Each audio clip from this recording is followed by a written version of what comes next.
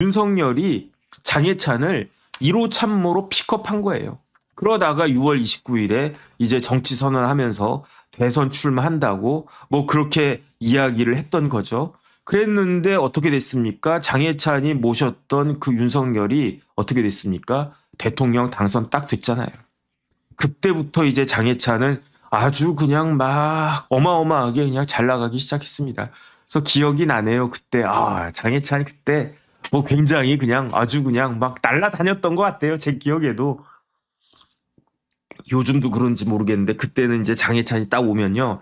옆에 이렇게 수행하는 장해찬보다도 더 젊어 보이는 그런 친구들도 있었고, 그다음에 제 기억에 슈퍼카는 아니었고 카니발 타고 있었던 것 같은데 이렇게 뒷자리 딱 앉아가지고.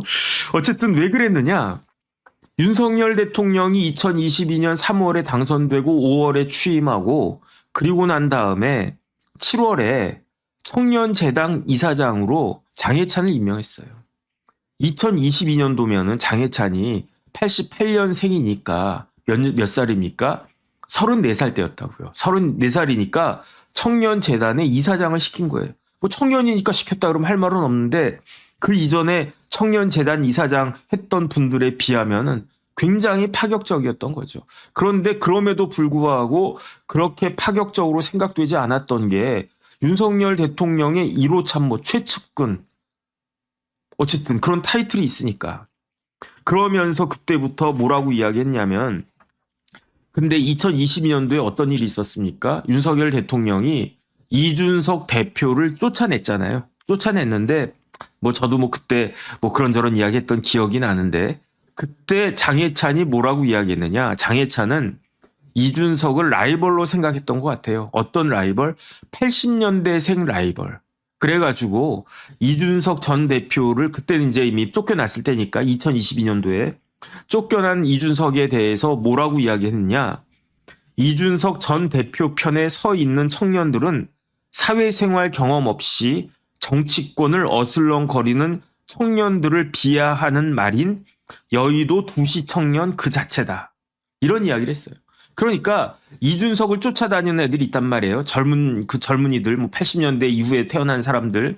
그런데 장해찬이, 그 청년재단 이사장 장해찬이 그 친구들을 보고 비아냥거린 거예요. 저런 애들을 보고 뭐라고 이야기하느냐. 여의도 두시 청년이다. 여의도 두시 청년은 뭐냐. 사회생활 경험 없이 그냥 정치권 어슬렁거리면서 어디 뭐 한 자리 없나. 그런 사람들이 그 여의도 두시 청년이라고 하는데, 여의도 두시 청년들이 그냥 우글우글 몰려있는 데가 어디다? 이준석이다. 그러면서 정치 말고 다른 일로 돈 벌어가지고 세금 한 푼 내본 적 없는 일군의 이른바 청년 정치인들이다. 그러니까 이제 비아냥거리는 이야기인 거죠. 그게 왜 그렇습니까? 장해찬은 나는 내 손으로 돈을 벌어봤다는 이야기지. 웹소설도 쓰고, 그 다음에 뭐 여기저기 그 다음에 제규어 랜드로버 그런데 홍보 대행도 하고, 조창조 자서전 그 소설도 쓰고, 그렇게 해서 나는 땀 흘리고 그러면서 내가 돈 벌었는데, 그런데 지금 나보다 어린, 내 또래에 있는 애들이 나같이 이렇게 돈을 벌어야 되는데, 그리고 난 다음에 정치를 해야 되는데, 그런데 그냥 어슬렁어슬렁 그냥 눈치나 보면서 어디 자리 없나? 그런데 그런 사람들이 모여 있는 데가 이준석이다.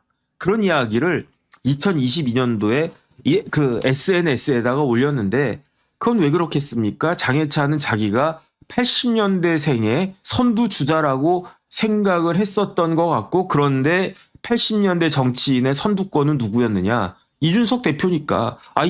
제1당의 제1야당의 대표, 그 다음에 이어지는 여당 대표, 잠깐이긴 했지만 여당 대표를 했으니까 누가 뭐라고 해도 정치 경력이나 타이틀이나 이준석이 어마어마한 거죠. 장해찬하고 비빌 수가 없는 거죠. 그럼에도 불구하고 장해찬이 내가 지금부터 이준석 쫓아가가지고 이준석 제끼고 80년대를 대표하는 정치인이 되고야 말 것이다. 이런 생각을 하지 않았던 것인가, 했던 것이 아닌가, 그런 생각이 들고요. 그러면서 진짜 2023년이 되니까 이준석하고 장해찬하고 관계가 역전돼 버렸어요. 어떻게 역전돼 버렸습니까? 이준석은 2023년에 전직 국민의힘의 당대표였을 뿐이었어요. 그런데 2023년 3월 8일에 국민의힘 전당대회가 있었는데 그런데 그때 장해찬은 최고위원이 됐어요. 여당의 최고위원이 된 거예요. 물론 이제 청년 최고위원이긴 하지만 청년 최고위원이라고 하더라도 여당의 최고위원은 최고위원 아니겠습니까? 그 다음에 단순한 최고위원이 아니라 윤석열 대통령이 신임하고 힘 팍팍 밀어주는 누가 봐도 2024년 배지는 예약한 그 사람이 그게 이제 장해찬이었던 거죠. 거기에 비해서 이준석은 어땠습니까? 전직 여당 대표이긴 했는데 지금 눈 밖에 나가지고 국민의힘에서 쫓겨났어. 그리고 난 다음에 2024년에 이준석이 국회의원 될 거라고 생각했던 사람이 누가 있었겠습니까? 마이너스 3선, 마이너스 3선 그랬지. 근데 장해찬은 누가 보더라도 지금 그 여당의 청년 최고위원 거기에다가 국회의원 배지는 그야말로 따놓은 당상 이런 일이 2023년 그 3월에 딱 있었던 건데 이게 또 반전이 일어나요. 어떻게 반전이 일어났습니까? 2024년 3월 15일까지는 장해찬의 입지가 탄탄했어요. 2024년. 왜 그랬느냐? 2024년 2월 28일에 공천이 딱 나왔어요. 공천이 순차적으로 이제 공천이 발표가 됐는데 2월 28일자 공천자 명단에 누가 있었느냐? 부산 수영의 장해찬이 2024년 2월 28일자 공천자 명단에 장해찬이 들어가 있었어요. 당연한 거지. 대통령이 아끼는 사람인데 그 다음에 젊은이가 해야지. 나이 많은 586들은 다 물러거라 저는 그 생각하거든요. 근데 그 다음에 더군다나 2월 28일까지는 국민의힘이 이긴다고 그랬습니다. 국민의힘이 160석 이야기했었어요. 또 이야기하지만 장성민 후보가 스스로 이야기했었습니다. 장성민이 안산에서 출마했었는데 안산에서 나도 이긴다. 그러면 160석 넘어간다. 그랬었어요. 그러다가 3월 초에 분위기가 급 반전하잖아요. 그러면서 어떤 일이 벌어졌습니까? 도주대사, 대파 사건, 그 다음에 의료 그거는 4월 달이었던 것 같은데. 그러니까 그 국민의힘이 그야말로 그냥 막 어마어마하게 그냥 순식간에 허물어지기 시작하는데 그러니까 어떻게 됐느냐.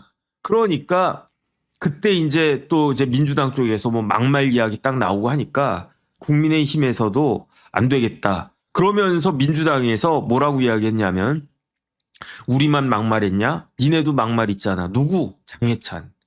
장해찬이 뭐라고 이야기했냐면 2014년도 페이스북에다가 뭐라고 이야기했냐면 글을 올렸어요. 장해찬이. 2014년도면은 2024년에 10년 전이었단 이야기입니다. 2014년도면요. 장해찬이 26살 때였어요. 막 그때 웹소설 쓰고 강남하타 쓰기 직전이고 강남하타가 2015년 4월부터 썼다라고 그랬으니까 그 전에 뭐라고 그랬죠? 무슨 무인 검제, 청운 적하고 이런 거 쓰는 묘제 그 장해찬이 SNS에다가 페이스북에다가 글을 썼는데 어떤 글을 썼냐면 매일 밤 난교를 즐기고 예쁘장하게 생겼으면 남자든 여자든 가리지 않고 집적되는 사람이라도 맡은 직무에서 전문성과 책임성을 보이면 프로로서 존경받을 수 있는 사회가 건강한 사회이지 않을까? 이런 글을 썼는데 이거를 막말이라고 했다는 거죠. 그 다음에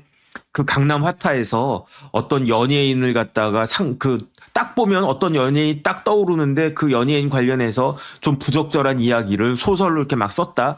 그런저런 이야기가 딱 나와 있었는데 사실은 그때도 그렇고 지금도 그렇고 이 정도 가지고 공천을 취소하는 게 맞나 저는 잘 모르겠습니다.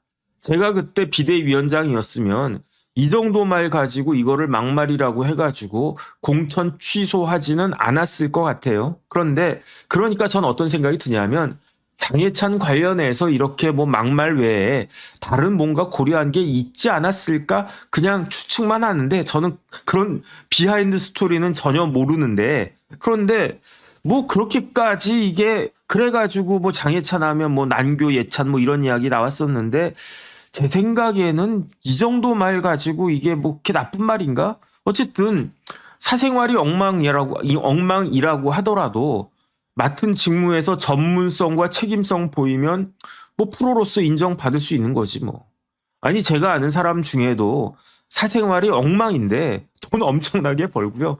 그 다음에 뭐다 제가 말을 굳이 못하겠지만 그런 사람들이 있거든요. 그 다음에 역사적으로 봐도 뭐 위인이라고 했던 사람들 중에 사생활이 개판인 사람들, 난장판인 사람들이 뭐 한두 명이었습니까? 연산군만 그렇게 뭐 난장판이었습니까? 이른바 성군이라고 일컬어지는 동서고금의 많은 그 유명한 사람들도 사생활 까보면요 이상한 사람들 되게 많았거든요. 그러니까 이 이야기가 뭐 잘못된 거가 저는 그렇게 생각을 하는데, 근데 이게 문제가 되기 시작했어요. 그러니까 3월 12일에 2월 28일에 공천받은 장해찬이 3월 12일에 페이스북에다가 사과문을 올렸어요. 부끄럽습니다. 하지만 그때는 철없는 20대였습니다. 한 번만 봐주세요. 저 국회의원 해야 됩니다. 그랬는데 3월 16일에 한동훈 비대위원장이 공천을 날려버렸어요. 그 다음에 그 자리에 그 서울대 법대 출신의 동아일보에서 아주 그 최고위직까지 올라갔던 정현욱 의원을 공천하지 않았습니까? 그러니까 장해찬이 확 열받아가지고 그러면서 그때도 그 이야기 했던 것 같아. 대통령이 나보고 무소속 출마라고 하신다 뭐 그런 이야기 했던 것 같은데, 그러면서 3월 18일에 국민의힘을 탈당하겠습니다. 저는 무소속으로 출마해서 반드시 당선돼서 돌아오겠습니다라고 했는데 뭐 돌아오기는 뭐. 그래가지고 어떤 일이 벌어졌느냐. 무소속 출마를 했는데 이때부터 장해찬이 쭉쭉쭉 나락을 간 것 같아요. 2021년 5월에 윤석열 후보 만나가지고 그냥 거의 뭐 2021년이니까 22년, 2023년, 2024년 거의 한 3년 천하 정도 했었네. 3년 가까이 장해찬 주목받는 청년 정치인으로서 윤석열 대통령을 당선시킨 젊은 정치인으로서 그 다음에 청년재단 이사장에다가 청년 최고위원 여당의 그 기세 등등한 정권 초기 여당의 그 청년 최고위원 하면서 드디어 이제 공천까지, 그것도 부산에서 받은 장해찬이었는데 이렇게 상한가를 치고 있었는데 갑자기 공천 받자마자 나락으로 뚝 떨어졌네요. 그래서 어떤 일 벌어졌습니까? 출마를 했어요. 4월에 그 선거를 했는데, 총선을 했는데 몇 등 했습니까? 2등도 아니고 3등 했어요. 장해찬이 자기가 이긴다라고 그랬었어요. 내가 당선된다. 대통령이 내 뒤에 있다. 그렇게 이야기하면서 당선된다 그랬었는데 결론은 어떻게 됐는가? 1등은 누구였느냐? 장해찬 대신에 공천을 받은 정현욱 의원이 1등으로 당선이 됐고, 2등은 누구였냐면 2등은 그 민주당 후보가 2등을 했어요. 민주당의 유동철 후보라고 하는 사람이 민주당 공천을 받았는데 유동철이 2등. 장해찬은 몇 등이었느냐? 3등을 했거든요. 장해찬의 득표율이 몇 %였냐면 아깝게 9.18%였어요. 9.18%. 왜 9.18%가 아깝습니까? 10% 이상이 되면 쓴 돈의 절반을 돌려받아요. 15% 이상이 되면 쓴 돈의 100%를 돌려받는다고요. 그런데 장해찬은 0.82%가 부족해가지고 떨어진 것도 억울한데 쓴 돈을 한 푼도 돌려받지 못하게 된 거예요. 그래서 아마 이때 정치는 현실이구나. 그 다음에 만약에 국민의힘의 분위기가 좋았으면 장해찬이 됐을 수도 있었겠지. 왜 됐을 수도 있었겠습니까? 만약에 국민의힘하고 민주당하고 삐까 하다 그러면 예찬이 억울하다. 그 다음에 대통령이 뒤에서 이렇게 뭐 크게 쓸 사람이다 했으면 장해찬한테 몰아줬을 수 있는데, 부산에서는 아마 굉장히 위기의식 갖고 있었을 거예요. 이러다가 국민의힘 망한다. 거기에다 국민의힘이 백석 무너지면 어떻게 된다? 그러면 그야말로 개헌도 이루어지고 별별 일 다 이루어지지 않겠나 해가지고 막판에 부울경에서 그냥 몰아줘가지고 108석 얻은 거잖아요. 어떻게 보면 그 유탄을 장해찬이 맞았는데, 그 장해찬이 그 유탄을 맞은 게 당락도 당락이지만 10%도 못 얻는다라고 하는 게 사실은 장해찬한테 아주 그냥 치명적인 그러한 일이 아니었는가, 그런 생각이 듭니다. 그래서 2024년에 2월 28일에 공천 받았는데 3월 16일에 공천 취소되고 4월 총선에서 낙선도 하고, 그래가지고 아마 풀이 그냥 기가 폭 죽고 그냥 풀이 죽고 아마 그랬을 겁니다. 그러다가 거기에다가 엎친 데 덮친 격으로 어떤 일이 벌어졌습니까? 2024년 12월 3일에 그래서 그때 윤석열 대통령이 장해찬을 무슨 디지털 비서관인가 무슨 비서관 쓴다고 그러지 않았나? 근데 비서관으로 아마 안 썼나? 그것까지 제가 확인 못 하겠습니다. 그래서 2024년은 실망의 한 해를 그냥 풀이 죽은 채로 그렇게 보내고 있었는데 그런데 장해찬에게도 청천벽력 같은 일이었을 거예요. 뭐가? 12월 3일 계엄이. 그래가지고 야 믿을 거는 대통령이었는데 대통령이 계엄을 갖다가 하네. 12월 14일에 어떻게 됐습니까? 탄핵 소추가 됐네. 대통령이 한남동의 뒷방 늙은이가 되어버렸네. 아 여기서 늙은이라고 하면 안 되는데 뒷방 어르신이 되어버렸네. 거기에다가 엎친 데 덮친 격으로 2025년이 됐어요. 2월 달에 뭐가 있었냐면 장해찬에 대한 판결 선고가 났습니다. 1심에서 유죄, 벌금 얼마? 150만 원. 피선거권 5년 박탈. 이런 일이 벌어졌어요. 그 다음에 4월 4일 어떤 일이 벌어졌습니까? 윤석열 대통령 탄핵. 더 이상 대통령은 윤석열이 아니다. 그리고 난 다음에 어떻게 됐습니까? 이제 그때부터 대선 체제로 막 갔는데 5월 15일에 장해찬이 복당을 합니다. 만약에 한동훈 대표가 계속 대표를 하고 있었으면 복당이 안 됐었을 거예요. 하지만 한동훈 대표는 윤석열 탄핵 소추와 더불어 당대표 측에서 같이 내려올 수밖에 없었던 거고 그리고 난 다음에 이제 누가 후보가 됐느냐 대통령 후보로 김문수가 후보가 됐단 말이죠. 근데 김문수 후보가 뭐라고 이야기했냐면 지금 우리는 이재명 정권의 탄생을 막아야 되기 때문에 모든 사람들을 다 끌어모아야 된다. 그 중에 하나가 누구다? 그 중에 하나가 장해찬이다. 장해찬도 복당시켜가지고 그래서 힘을 거들게 해야 된다. 해가지고 5월 15일에 복당이 됐어요. 그래가지고 장해찬은 내가 다시 복당됐으니까 그나마 나았네. 그런데 6월 3일에 대선에서 이재명 정권이 이제 출범하게 됐으니까 뭐 어쩔 수 없네 이 생각했겠죠. 각오했겠죠. 그리고 난 다음에 장해찬한테는 큰 선물이 주어졌어요. 어떤 선물이 주어졌냐면 9월 17일에 항소심 판결이 났는데 무죄라는 거야. 학력 위조도 무죄. 그 다음에 여론조사도 무죄. 그러면 피선거권은 이제 유지. 이렇게 딱 됐고 거기에 이제 그 기반을 잡아가지고 물론 그 전에 8월 달에 당대표가 장동혁이 됐습니다. 장동혁이 당대표 됐는데 9월 17일에 장해찬은 무죄를 받았어요. 그러니까 12월 15일에 그 장동혁 대표가 여의도 연구원의 부원장으로 장해찬을 딱하니 임명하는 겁니다. 그러니까 장해찬이 제가 지금까지는 윤석열 대통령에게 충성을 다했는데 이제부터는 장동혁이다 이렇게 나오는 거예요.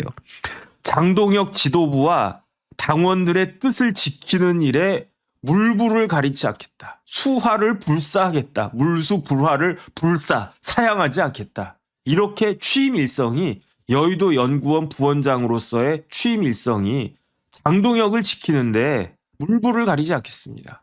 너무너무 고맙습니다. 장동혁 대표 너무 땡큐. 베리베리 땡큐. 응? 내가 당신 위해서라면 진짜 물불 가리지 않겠다. 2015년 12월 15일에 여연 부원장으로 임명되면서 그 이야기를 하고 그러면서 장해찬이 같은 장씨네 장장이네 장해찬이 그 장동혁 대표 옹호하느라고 그냥 물불 가리지 않았어요. 물불을 가리지 않았는데 그런데 여의도 연구원 부원장으로 임명되자마자 딱 한 달 만에 어떤 일이 벌어졌느냐. 대법원 판결이 나왔는데 깜짝 놀랄 판결이 나온 거예요. 왜 깜짝 놀랄 판결입니까? 유죄래 유죄. 그것도 애매하게 유죄래. 학력 위조는 무죄인데 여론조사 그렇게 공표한 거는 유죄래. 그런데 1심에서 얼마 받았습니까? 150 받았단 말이에요. 항소심 무죄 받았으니까 그렇다고 치고 이게 돌아가는 게 거의 이재명 대통령 옛날 공직선거법 위반죄하고 그때는 300만 원이었는데 비스무리한데 대법원에서는 어쨌든 그렇게 됐습니다. 대법원에서 유죄라는 거야, 유죄. 그런데 반은 유죄고 반은 무죄래. 그러면 장해찬 생각에는 야 1심에서 150인데 반반이었으니까 이게 뭐야 치킨도 뭐야 프라이드 반 양념 반 한 것처럼 이것도 반반 무죄니까 반반 유죄 무죄니까 그 벌금 75만 원 나올래나 이렇게 기대를 했을지 모르겠는데 3월 26일에 벌금이 150이 떨어진 거예요. 1심하고 똑같은 벌금이 떨어진 거예요. 이거는 대법원과도 바뀌지가 않는단 말이죠. 그러니까 어떻게 됐느냐. 그냥 장해찬의 피선거권은 박탈이 되고 여의도 연구원 부원장 직도 그냥 저냥 이제 사퇴할 수밖에 없었고 그랬다는 겁니다. 근데 제가 봤을 때는요. 장해찬이 실수한 거야. 왜 실수했냐면 1월 15일에 대법원에서 파기환송됐을 때 이 파기환송되니까 파기환송된 겁니다. 환송은 돌려보낸다는 뜻인데 어디로 돌려보내는 겁니까? 고등법원으로 돌려보내는데 장해찬이 그 투표했던 데가 입후보했던 출마했던 데가 부산이니까 부산 고등법원으로 돌아간 거예요. 그러면 이거는 유죄는 확정이야. 근데 더 중요한 건 뭐냐면 벌금이거든요. 그러니까 장해찬의 생사 여탈권은 부산 고등법원의 재판장한테 달려 있었던 건데 제가 만약에 부산 고등법원의 재판장이었으면 고민했었을 거예요. 왜 고민을 했었을까? 벌금 100만 원을 때릴까? 아니면은 90만 원, 80만 원을 때릴까? 그런데 그러면서 장해찬이 지금 뭐 하고 있지? 무슨 이야기 하고 있지? 그런 걸 쭉 보고 있었을 겁니다. 근데 장해찬은 무슨 이야기 했습니까? 뭐 계속 뭐 장동혁 지켜야 된다. 그 다음에 뭐 해야 된다. 그러면서 결정적으로 무슨 이야기를 갖다가 했냐면 노인 비하 이야기를 했어요. 3월 16일에. 3월 16일이면요.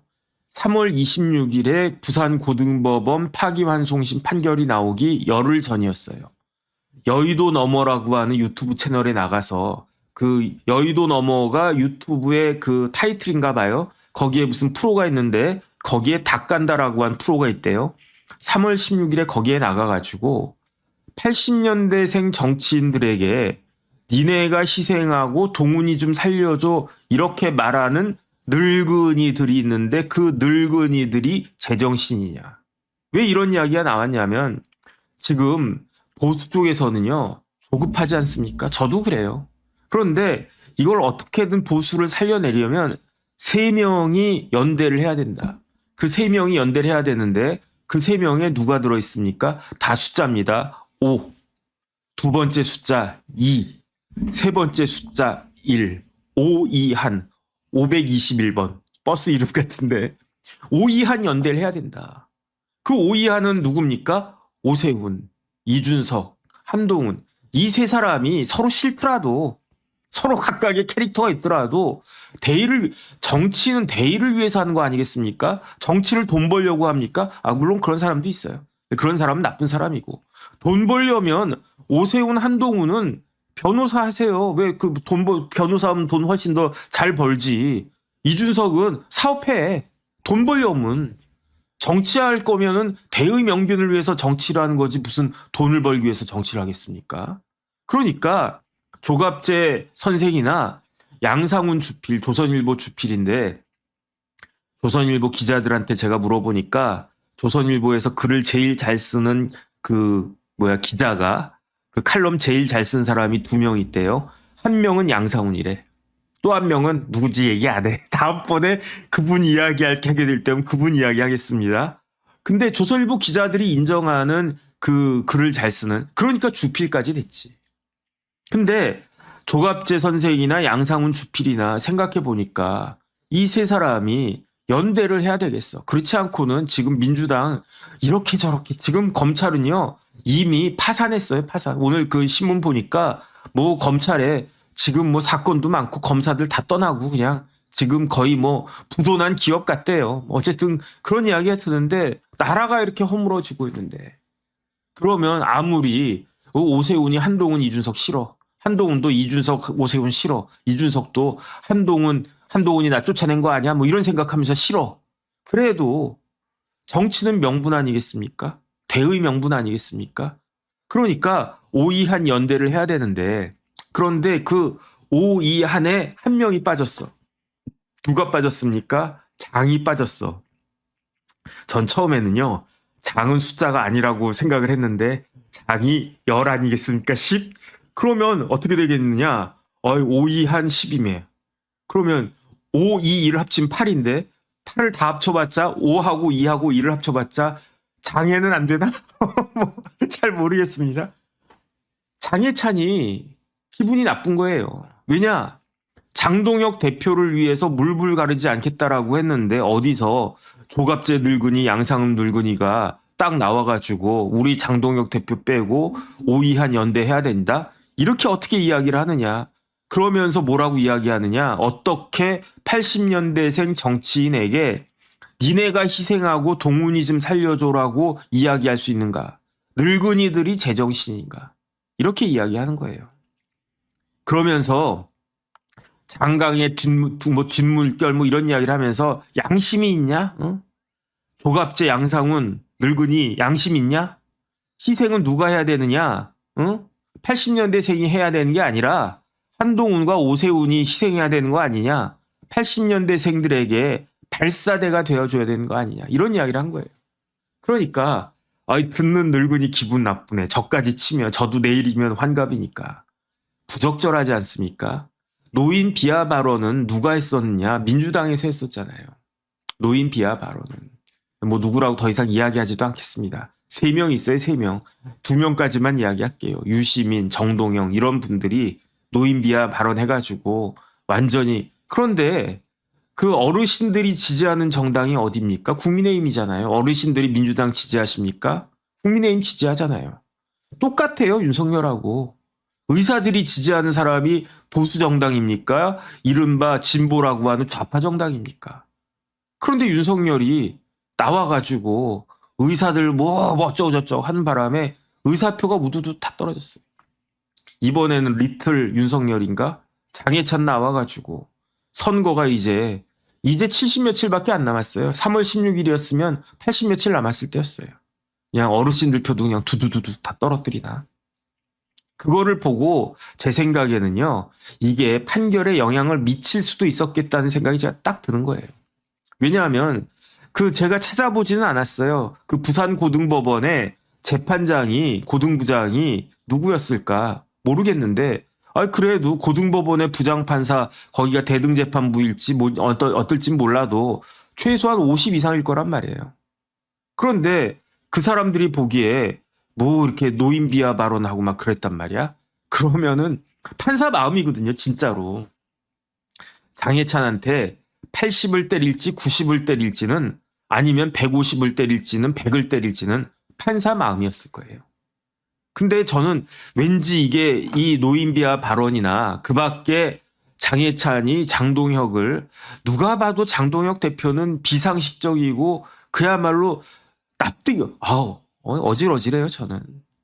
제가 장동혁 대표 비판한다라고 하니까 한동훈 대표 지지한다라고 사람들이 생각하시는 분들이 많은데, 뭐 그렇게 생각하시면 뭐 어쩔 수 없죠. 근데 저는 그렇지가 않아요. 제가 한동훈을 비호하기 위해서 장동혁을 비판하는 게 아닙니다. 한동훈 생각도 안 하고 장동혁만 봐도 이렇게 하다가는 선거 망치겠다 싶으니까. 그다음 선거구 뭐고 떠나가지고 어떻게 이런 행동을, 그것도 부장판사 출신이 하느냐. 저는 그 생각하는 거거든요. 그런데 그러한 장동혁을 장해찬이 비호하다가 심지어 노인 비하 발언까지 했다. 이게 본인의 재판에 영향이 없었다라고 이야기할 수 있는 사람은 아무도 없을 거라고 저는 생각합니다. 없었을 수도 있어요. 없었을 수도 있는데, 물론 그때 재판장님은 그 장해찬이가 이런 이야기 해가지고 150만 원 때린 거죠, 이렇게 이야기하면 무슨 소리야, 나는 그런 거 신경 안 쓰고 나는 신문 기사도 안 봐, 그냥 기록만 보고 장해찬이 이러이러하게 하고, 그 다음에 대법원에 파기환송심 그 취지를 딱 봤을 때 150만 원이 적당하다라고 해서 나는 판결을 한 거야 라고 이야기할 거예요, 그 고등법원의 재판장은. 근데 왠지 저는 그런 생각이, 저 같았으면 그랬을 거니까. 그러니까 네가 판사 못 됐다라고 이야기하면 뭐 맞습니다. 저는 뭐 어쨌든 뭐 그렇게 됐던 겁니다. 어쨌든 그런 생각이 들고요. 그래서 그냥 저기 누구야 원래는 판결문을 쭉 소개시켜 드리려고 그랬는데 왜냐하면은 네덜란드의 마스트리히트 국립음대 음악학사 과정을 중퇴했다라고 쓴 게 잘못된 거다. 주이드 응용과학대 음악학부 중퇴한 거다. 이게 맞다. 뭐 이렇게 이야기했는데 그럼에도 왜 불구하고 왜 무죄냐. 국내 정규 학력은 학교명을 기재하도록 되어 있는데 외국 교육 과정은 교육 과정만 기재하면 되니까 그러니까 이거는 무죄다 이렇게 이야기를 대법원까지 판결이 나왔던데 제 개인적인 생각으로는 석연치는 않습니다. 그런데 만약에 장해찬이 내가 하버드 대학 나왔다. 하워드 대학을 나왔는데 하버드 대학 중퇴했다 그랬으면 이것도 유죄가 됐었을 것 같아요. 제 생각입니다. 근데 이제 판사님들은 마스트리히트나 주이드나 그거지 뭐. 마스트리히트? 어디서 많이 들어봤던 것 같은데 마스트리히트는요. 제가 네덜란드 지도 찾아보니까 저기 남쪽에 벨기에하고 딱 붙어 있더라고요. 근데 마스트리히트가 왜 이렇게 귀에 익지 생각해 보니까 마스트리히트 조약이라고 한 게 있어요. 그게 유럽 공동체 EU가 만들어지는 결정적인 역할을 했던 그 조약이 마스트리히트 조약이었는데 뭐 어쨌든 뭐 네덜란드에 무슨 유명한 대학들 있지 않습니까? 네덜란드에 유명한 대학이 어디가 있지? 뭐 어쨌든 뭐 암스테르담 대학이나 뭐 헤이그 대학이나 뭐 그런 데도 아니고 마스트리히트 음대인데 거기나 주이드 응용과학대나 뭐 판사님들이 뭐 그게 유권자들한테 큰 영향을 미쳤겠나 해서 이거는 무죄. 근데 여론조사는 마치 자신이 실질적으로는 지지율이 27.2%밖에 안 됐음에도 불구하고 지지자들 당선 가능성 응답 86.7% 이렇게 딱 써놓은 게 이게 장해찬이 86% 지지야? 이렇게 유권자들을 오해할 수 있는 현혹할 수 있는 그런 가능성이 있으니까 이거는 항소심 무죄에도 불구하고 이거는 유죄. 그래서 요것만 가지고 징역 벌금 얼마? 150 이렇게 떨어져 가지고 장해찬은 눈물을 머금고 5년 동안은 어떤 선거에도 출마하지 못하게 됐습니다. 근데 가능성은 있어요. 어떤 가능성이 있느냐? 뭐 예컨대 이재명 대통령이 잘 이렇게 봐주셔가지고 그래가지고 장해찬이 한번 쓸만한데 야 김상욱이처럼 넘어와 들어와 그럼 뭐 해준다? 사면복권 해준다. 그럼 어떻게 된다? 2028년 총선에 출마할 수 있을 것이다. 근데 그런 일이 과연 있겠습니까? 아니면은 지금이 2026년이죠. 5년 뒤면 2031년인데 아니면 지금 윤석열 대통령 다음으로 장해찬이 모시고 있는 장동혁 대표가 다음번 대선은 2030년에 있습니다. 2030년에 대선 후보로 쫙 나가가지고 장동혁이 대통령 되는 거야. 그러면 장동혁 대통령 되시면 어떻게 하겠습니까? 장해찬은 무조건 사면복권 되는 거지. 근데 그런 일이 과연 있을 수 있겠는가 지켜봐야 되겠다 그 생각이 듭니다.